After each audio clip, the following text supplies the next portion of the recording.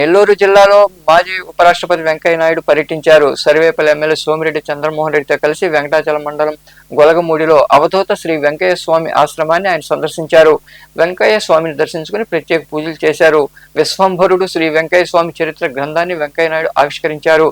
ఈ సందర్భంగా మాజీ ఉపరాష్ట్రపతి వెంకయ్య నాయుడు మాట్లాడుతూ, తమ స్వగ్రామం శ్రీరాంపురం చౌటపాలెం గ్రామంలో తాతగారి నివాసానికి వెంకయ్య స్వామి వచ్చి మంచి మాటలు చెప్పేవారన్నారు. తన తాతగారితో సాన్నిధ్యం కలిగిన అవధూత వెంకయ్య స్వామిని ఆధ్యాత్మిక ప్రపంచంలో స్వామి వారిది ఓ ప్రత్యేక స్థానం అని తెలిపారు. అవధూతగా అవతరించి తన బోధనల ద్వారా ప్రజలను చైతన్యపరుస్తూ పరోపకార సేవకు పురికొల్పిన మహనీయుడు వెంకయ్య స్వామి అని ఆయన వివరించారు.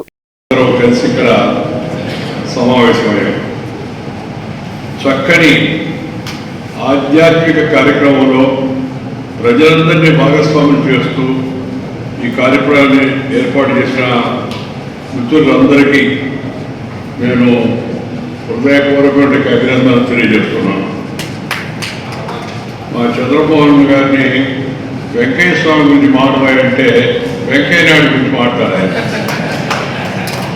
సంపాదించి నిత్యం ప్రజలతో మమేకమయ్యే మంచి మనిషి.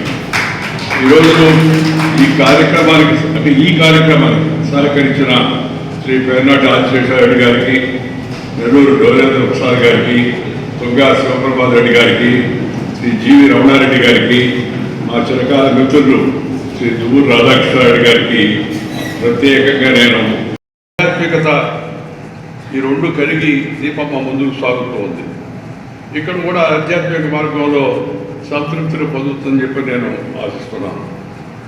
మహనీయుడు అయిన వెంకయ్య స్వామి గారి గురించి రాసిన పుస్తకం రాసినందుకు రచయిత రిటైర్డ్ తహసీల్దార్ అయిన శ్రీ దంపూర్ రామకృష్ణ గారికి ప్రత్యేకంగా మనందరి తరఫున వారికి నేను అభినందనలు తెలియజేస్తున్నాను.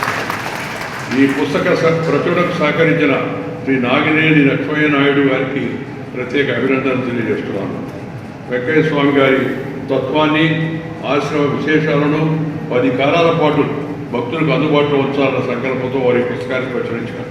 ఇందాక చెప్పిన దీపం కూడా ఇది ఆశ్రమ కమిటీ మన వెంకయ్య స్వామి అధికృతంగా కాదు, ఆయనకి నమ్మకంతో ఆయన తనకి తెలిసిన విషయాలను పుస్తక రూపంలో తీసుకొచ్చాడు.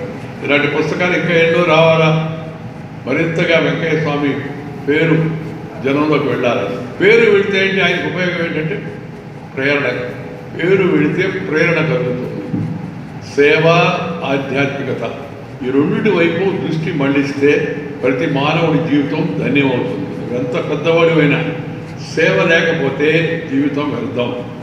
Share and care is the core of Indian philosophy. నువ్వు ఇతరులతో పంచుకో, నువ్వు పెంచుకో, ఇతరులతో పంచుకో.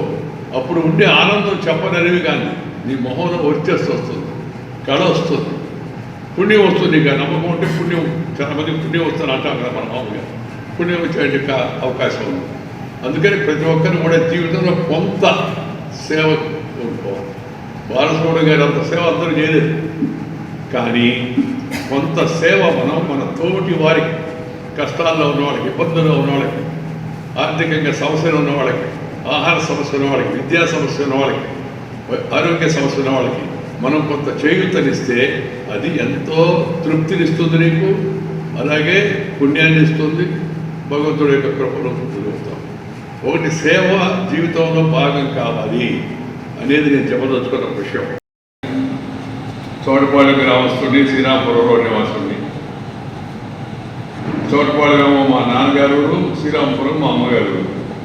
నాకు మీలో చాలామందికి బహుశా అదృష్టం కలిగి ఉండకపోవచ్చు. నాకు అదృష్టం శ్రీ వెంకయ్య స్వామిని స్వయంగా చూసేటికి అవకాశం నాకు లభించింది. మా తాత, మా శ్రీమతి ఉషమ్మ గారి తండ్రి శ్రీ నెల్లూరు వెంకట సుబ్బానాయుడు, మా అమ్మగారి తండ్రి శ్రీ అల్లూరు నరసింహనాయుడు, ముఖ్యంగా వెంకట సుబ్బానాయుడు గారి చొరవతో నాగనగరంలో ఉన్న వెంకయ్య స్వామి గారిని శ్రీరాంపురానికి పిలిచి ఆ దేవస్థానం ముందు 4 మంచి మాటలు, వెంకయ్య స్వామి చేస్తున్న పని ఏంటంటే గ్రామానికి పర్యటిస్తూ 4 మంచి మాటలు, ఆధ్యాత్మిక ఆలోచన కలిగించే ప్రయత్నం ఆయన చేస్తుంటే శ్రీరాంపురం వచ్చిన ఆయన నేను స్వయంగా చూశాను. ఇప్పుడు హై స్కూల్లోనే ఉన్నాను నేను.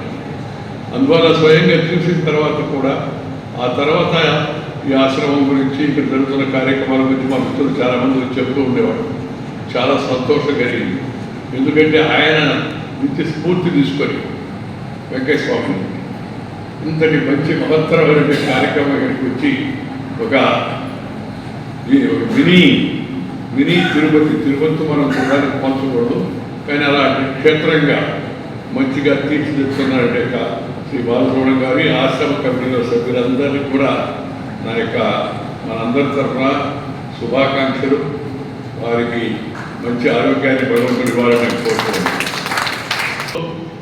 మెంబర్ అయిందని చూసి నేను పేపర్ చూసి ఆశ్చర్యపోయాను. అడిగాను అమ్మాయిని, ఎందుకంటే నేను 2 నిర్ణయాలు తీసుకున్నాను. నేను చురుగ్గా ఉన్నంతకాలం